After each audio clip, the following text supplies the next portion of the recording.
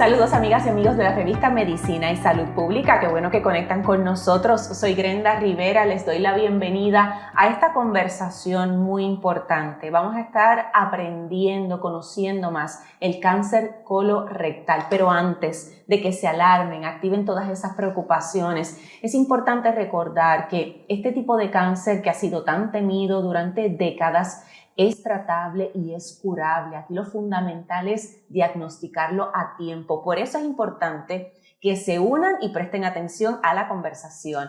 Nos va a estar educando y vamos a estar compartiendo con el doctor José Valentín Rodríguez León. Él es gastropatólogo, así que nos brinda una perspectiva muy interesante y gastropatólogo de Atorrey Pathology. Antes que todo, saludos doctor, gracias por acompañarnos. Igual usted. ¿Cómo está? Todo muy bien, todo muy bien. Qué bueno, me alegro muchísimo. Antes de profundizar en el tema, en el cáncer colorectal, yo creo oportuno conocer un poco más sobre su especialidad. Su especialidad es en una patología enfocada en condiciones gastrointestinales y de otras condiciones que afectan otros órganos vitales. Eso es correcto. Yo soy gastropatólogo, soy patólogo que ve biopsias de hígado y de páncreas también. Ok, eso es interesante. Y también la perspectiva que nos trae, porque cuando hablamos de cáncer, rápido pensamos en un oncólogo. Cuando hablamos de cáncer colorectal, pensamos que debe ser el gastroenterólogo, el especialista a intervenir aquí. Pero sin su análisis, sin su intervención, no se puede confirmar un diagnóstico. Eso es correcto. Es el gastropatólogo el que va a hacer la evaluación histológica del tejido y va a confirmar la presencia de invasión, que es lo que define carcinoma. Sin ese diagnóstico, el oncólogo ni el cirujano van a poder hacer nada. Exacto. Así que también en gran medida el tratamiento o los pasos a seguir con ese paciente dependen de los hallazgos que usted hace. Eso es correcto. Por lo tanto, usted supongo que tiene que conocer el cáncer colorectal de la A a la Z. Eso es correcto. Pues vamos a comenzar con lo básico. ¿Qué es, por definición, cáncer colorectal? Mira, sencillamente, es un tumor que surge del crecimiento anormal y descontrolado de las células de la superficie del intestino grueso. Típicamente este tumor comienza como un pólipo que eventualmente adquiere la capacidad de invadir tejido y hasta metastatizar. Entiendo. ¿Y dónde se puede localizar? Pues el cáncer colorectal, para propósitos prácticos, se divide en 3 de acuerdo a su localización anatómica. Ajá. Tenemos los tumores del lado derecho, los tumores del lado izquierdo y los rectales. La mayoría de los tumores son o del lado izquierdo o rectales. ¿La ubicación determina el tipo de cáncer o esto es entonces otra evaluación independiente, paralela? La gran mayoría de los cánceres colorectales son adenocarcinoma. O sea, son tumores que se originan de las glándulas del colon.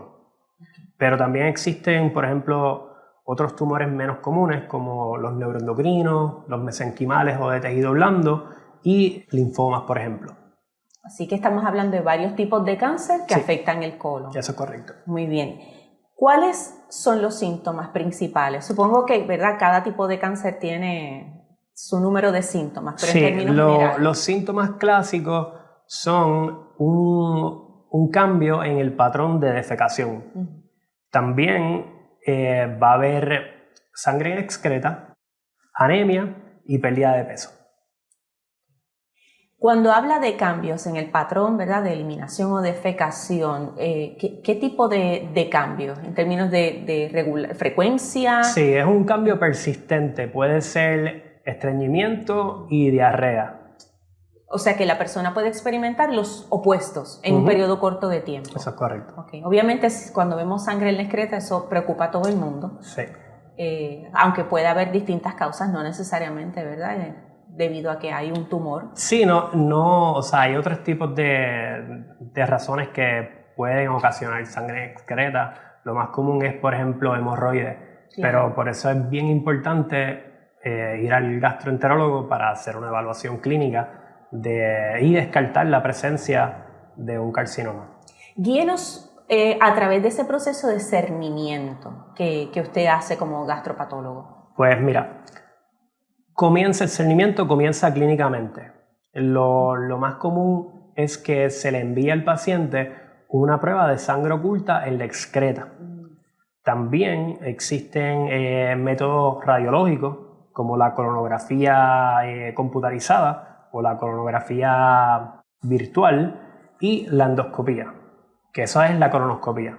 Okay. La ventaja de la colonoscopía es que nos da la oportunidad de visualizar directamente el cáncer y hasta de hacer una remoción terapéutica de cualquier lesión. Y de esa manera podemos extirpar un cáncer temprano. Ahora, ese es el procedimiento que típicamente hace el gastroenterólogo. ¿En qué momento dentro de esa interacción, verdad, están trabajando de forma conjunta? Pues una vez el gastroenterólogo localiza e identifica una lesión sospechosa, él toma una biopsia o hace una resección de ese tejido y nos los envía a nosotros. Entonces el patólogo es el que va a evaluar histológicamente ese tejido para descartar que sea un carcinoma. Okay. De manera que clínicamente se hace una observación de la que puede surgir una sospecha, pero no hay un diagnóstico hasta que entonces se hace el análisis patológico. Eso es correcto. La confirmación del diagnóstico la hace el patólogo mediante evaluación histológica del tejido a través de biopsia o resección. Doctor Rodríguez, una vez usted hace esta evaluación y confirma la sospecha, es que inicia un proceso de diagnóstico. ¿Cómo es? Pues mira, lo que pasa es que la carcinogénesis colorectal es un proceso paulatino que conlleva la acumulación de mutaciones genéticas que pueden afectar básicamente la proliferación y supervivencia de estas células. A medida que estas células acumulan esas mutaciones, se crean unos cambios que nosotros morfológicamente podemos evaluar bajo el microscopio. Nosotros una vez vemos esos cambios, los denominamos adenoma, que es un sinónimo de displasia de bajo grado. A medida que esas mutaciones van acumulándose, esos cambios morfológicos los llamamos displasia de alto grado.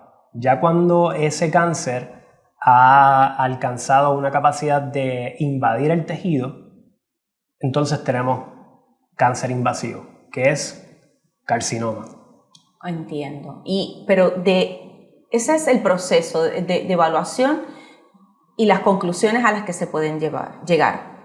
Pero entonces hacen varios tipos de exámenes de este tejido que les... Una vez se confirma el diagnóstico de carcinoma invasivo, yo exploro el tumor para la presencia de inestabilidad de microsatélites. Y eso ayuda al oncólogo para guiar la terapia. Eso lo hacemos con metodología inmunohistoquímica. En el mismo laboratorio la leo yo mismo y la firmo yo mismo.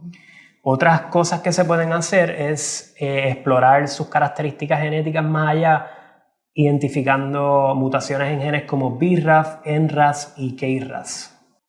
Esas son unas maneras de calificar las mutaciones de las células. Son de las mutaciones más comunes que se ven en cáncer colorectal y pueden darle luz al oncólogo para guiar la terapia específica y muchas veces hasta curar el cáncer colorectal. El estadio básicamente nos dice a nosotros las características del tumor. Cuán grande es el tumor, cuánto ha invadido hacia el tejido y se ha involucrado tejidos adyacentes como nódulos linfáticos. Y el estadio nosotros lo hacemos con la resección del tumor. Una vez hacemos el diagnóstico por biopsia, el cirujano ve, mira, tenemos cáncer colorectal, hay que operar al paciente. Operan al paciente y nos envían el espécimen con el cáncer. Nosotros evaluamos todas esas características y asignamos un estadio patológico. Con ese estadio patológico, básicamente, nosotros podemos tener una idea de cuánto puede vivir el paciente, basado en los estudios que se han hecho. Increíble, de verdad. O sea, que eso lo determina usted con ese análisis. Con el estadio. ¡Wow! Por ejemplo, en pacientes con un estadio localizado, cáncer colorectal, a 5 años la supervivencia es de 90%, que es muy buena. Buenísimo, buenísimo. Claro. O sea, a 5 años, 90% de las personas con un diagnóstico de cáncer colorectal, diagnóstico localizado, están vivas. Un 90% de las personas van a estar vivas. Eso es bien alentador. Sí. Entonces, lo que puede ocurrir en algunas instancias es que la persona, aun siendo operada, digamos que se extraiga el tumor, dependiendo de esos hallazgos patológicos, pudiera requerir además otro tipo de tratamiento. Sí, ese trabajo lo hace típicamente el oncólogo. Ellos tienen unas guías basadas en las características que nosotros les reportamos en el protocolo, y de acuerdo a esas guías, pues entonces ellos escogen qué tipo de terapia debe llevar el paciente, si es solamente radioterapia, si es solamente quimioterapia, ese tipo de cosas. Ok, hago la pregunta porque me quedé pensando en las mutaciones que se observan en las células. Así que entonces eso, creo yo, si hablamos de mutaciones, hay que establecer un plan y una estrategia de cómo detenerlas, ¿no? No solamente, ¿verdad? Atacar esas células que están mutando, sino detener ese proceso de mutación. Y ahí es que esa información que usted le da es fundamental para entonces hacer la decisión. Definitivamente. Sobre el tipo de tratamiento. Recuerdo, bueno, en el mes de octubre que observamos, o es el mes de la concienciación sobre el cáncer de seno, haber tenido una conversación similar con todos los especialistas que asisten a la mujer en ese proceso. Y recuerdo que los patólogos presentes dijeron, casi nunca se nos menciona, pero realmente nosotros estamos al principio y casi hasta el final de ese proceso de tratamiento, y de nuevo subrayaban que el tipo de tratamiento que recibe el paciente depende mucho de la información que ustedes obtienen, porque es como que profundizan. Sí, yo tengo una mentora que recientemente ya no está trabajando, se retiró, pero la recuerdo mucho y es un modelo a seguir. Y ella siempre nos enseñó y nos dijo que siempre que viéramos una biopsia o un tejido, pensáramos que es un tejido de mi familia, de una tía mía, de mi mamá. Y de esa manera, pues, vemos no como una laminilla, sino como cada laminilla es un paciente. Exacto, un pedacito de una persona, de un ser humano, que eso es bien, bien importante. Doctor, ¿cuál es la epidemiología de esta condición? Mundialmente es el segundo cáncer más común en mujeres y el tercero más común en hombres. En Puerto Rico es el segundo cáncer más común tanto en hombres y mujeres, pero el primer cáncer el primer cáncer que mata a personas tanto en hombres como en mujeres. El principal causante de muertes por cáncer. Eso es correcto. En hombres y mujeres es el cáncer colorectal. Sí. Esto sugiere, ya mismo vamos a hablar sobre factores de riesgo y causas, pero esto sugiere, si es un cáncer tratable, es que quizás se está detectando tardíamente. Muy probablemente eso tiene que ver. También, como tú dices, factores de riesgo, pero estamos trabajando en eso, detectarlo temprano para poder salvar vidas. Aquí yo les decía a ustedes al principio, ¿verdad?, que muchas personas no quieren ni hablar ni escuchar de cáncer colorectal, pero los problemas, para superarlos hay que reconocerlos y hay que hablarlos. Sí. Y uno debe informarse, familiarizarse con ellos y entonces los enfrenta y los supera. ¿Cuál es la etiología de esta condición? Pues ya ha sido establecido que el desarrollo de cáncer colorectal está asociado a la dieta, a los estilos de vida y predisposiciones genéticas. Muy bien. Como ocurre con muchas otras condiciones o enfermedades. Vamos a profundizar un poco ahí en dieta, estilos de vida. Cuando hablamos de dieta, bueno, sabemos que las personas deben consultar al gastro, pero en términos generales, siempre es conveniente para nuestra salud gastrointestinal en general el consumo de fibra, ¿no? A través de Eso frutas, es bien beneficioso. vegetales. Básicamente lo que se ha establecido ya es poblaciones que tienen una mayor incidencia de cáncer colorectal son las poblaciones que tienen un estilo de vida sedentario, tienen un índice de masa corporal elevado y una dieta típica de poblaciones de alto ingreso. Piensa en Estados Unidos, por ejemplo, o en Puerto Rico que comemos tanta carne procesada, por ejemplo. Ok, ahí eso ya tenemos una buena idea. Entonces, el factor genético incide aquí también. Sí, eso va a depender específicamente de la mutación específica que tenga la persona. Por ejemplo, hay una condición que se llama poliposis adenomatosa familiar, en donde básicamente el riesgo de por vida aumenta a un 100%, y esa es la razón por la cual se les recomienda a esos pacientes una colectomía profiláctica. Hay otras condiciones, y le pregunto porque recuerdo haber escuchado al hablar de, por ejemplo, la enfermedad de Crohn o esas colitis ulcerativas, he escuchado que son condiciones que pueden degenerar en cáncer de colon. Sí, lo que pasa con esas condiciones es que hay un proceso inflamatorio crónico persistente que puede aumentar la posibilidad de desarrollar cáncer colorectal. Así que hay que estar pendiente también. Bueno, pero vamos a las buenas noticias. ¿Cuáles son los pronósticos? Ok, el pronóstico va a depender de varios factores. Y es bien importante mencionar que cuando el cáncer colorectal se detecta temprano, muchas veces lo podemos curar. Claro. No era así hace décadas. No, para nada. Tanto así que la tasa de mortalidad por este tipo de cáncer ha disminuido más de la mitad desde el 1970. Supongo, doctor, que eso responde en gran medida a la labor que usted realiza. Mayormente al discernimiento poblacional que estamos haciendo y una mejora en tratamiento. Además de que pues todos esos cánceres se biopsian y se detectan mucho más temprano. Correcto, esa parte es bien importante y obviamente esa integración de la que se hablaba ahorita y es muy importante la comunicación. La persona que presente o observe alguno de los síntomas que el doctor mencionó hace un rato, que consulte con el gastro y que ese referido venga pronto, y todas las evaluaciones que usted realiza como patólogo, gastropatólogo.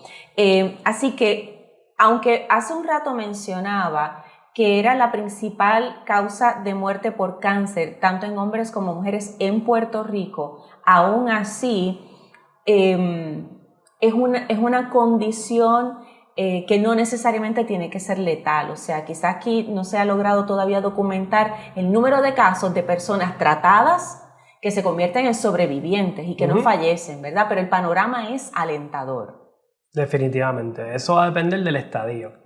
El estadio pues nos dice cuánto el tumor ha invadido, cuánto ha crecido referente a los tejidos adyacentes y si ha invadido nódulos linfáticos regionales, por ejemplo. Tengo una curiosidad. El patólogo también, después que una persona ha sido tratada, ya sea ha sido sometida a tratamientos orales, quimio, cirugías incluso, como patólogo se vuelve a hacer otro análisis, otra evaluación después de un periodo de tratamiento o de cirugía. Usualmente lo que se hace es que se hace una resección de ese segmento en donde está el tumor, se evalúa específicamente el estadio de ese tumor, las características de ese tumor, si posee invasión linfovascular, invasión perineural, por ejemplo, cuántos nódulos linfáticos en ese espécimen están positivos o no, y se hace un reporte con toda esa información. Okay. Luego, lo común es que se siga a ese paciente y se verifique mediante una colonoscopía la anastomosis para ver si hay una recurrencia. Exacto.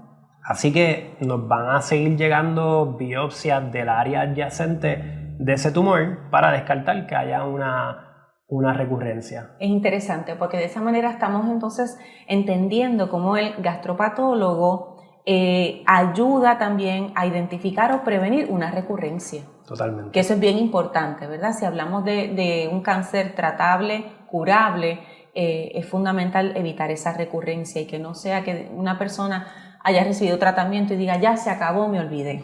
No, tienes que seguir con las citas tanto con el gastroenterólogo y con el oncólogo. El oncólogo trabaja con nosotros específicamente con las pruebas de inestabilidad de microsatélite y las pruebas moleculares que también hacemos en laboratorio como KRAS, NRAS y BRAF. Ok, pero usted nos ha dado información muy valiosa. A mí me parece fascinante, ¿verdad? Que a través de esta conversación de la revista Medicina y Salud Pública podamos conocer esta perspectiva que nos da ¿verdad? Usted como patólogo, gastropatólogo, porque ayuda también a normalizar la conversación sobre el cáncer colorectal y deberíamos hablarlo, quizás no con la misma frecuencia que hablamos de lo que queremos comer, pero deberíamos hablarlo con más frecuencia, sí, para estar más atentos, sí, y que los diagnósticos se den más temprano. Claro, y pues nada, siempre tener una conciencia de lo que comemos, porque la dieta es bien importante, evitar básicamente las carnes procesadas, carnes rojas. Y cuando hablamos de estilos de vida, el ejercicio, alguna actividad física. Definitivamente. Ejercicio, mantener un índice de masa corporal baseline, en donde no podamos básicamente tener obesidad, porque eso aumenta también el riesgo.